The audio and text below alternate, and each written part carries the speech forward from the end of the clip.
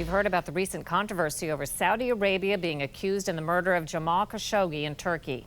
What you might not know is how an event like that sets off behind-the-scenes lobbying here in the U.S., with foreign governments paying big money to spin the press and influence our Congress.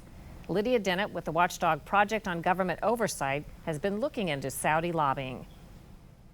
What are you finding out about Saudi Arabia? So Saudi Arabia is one of the more prolific spenders when it comes to foreign lobbying and foreign influence more generally, which does include extensive PR campaigns and attempts to influence public opinion here in the U.S. They currently have about 37 different firms and individuals representing their interests here in the U.S. That's about 15 more than they had at this time last year, and 2 were just added this month, in the last couple weeks. The 2 that were added, was that since the controversy with the journalist? Yes. Is it accurate to say the product of their efforts, the press that they pay for in essence, or the PR, is not always disclosed? In other words, we may read something, or a member of Congress may get a report that favors them in some way, but not know they in essence funded it. Yeah, absolutely.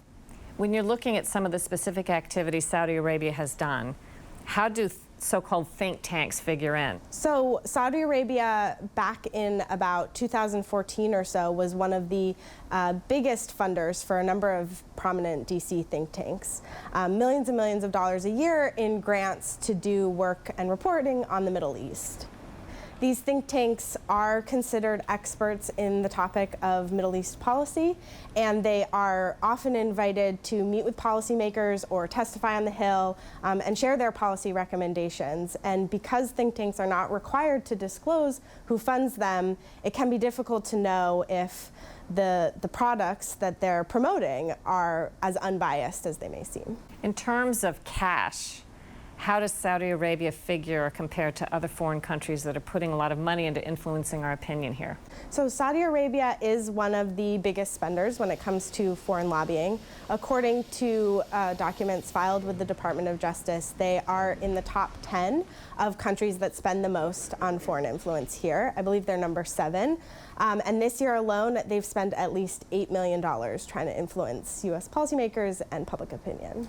In looking at the documents that you've seen so far, are there any interesting stories to be told in there for Americans who don't even understand how all this works? Yeah, absolutely. So a lot of the documents that are filed with the Department of Justice are very kind of PR focused on the issues that are the most prominent for Saudi Arabia today. So a lot of that is op-eds or news releases or pamphlets on how great of an ally they are to the U.S. in the Middle East, how necessary these arms deals are to protect our interests in the region, and how great a job they're doing in Yemen and how great that is for us. What should Americans keep in mind in the coming month or so as they hear rhetoric about Saudi Arabia? If an article or a pamphlet or news release is sort of painting a certain narrative, it might be worth taking a look at the bottom and seeing if it includes a disclosure statement saying that this was paid for by the Kingdom of Saudi Arabia, and more information is available at the Department of Justice. But even then, the documents don't always include that required disclosure statement, and so I think a healthy dose of skepticism is always required. Congress allows U.S. citizens and PR firms to act as paid agents of foreign governments as long as they register with the Department of Justice.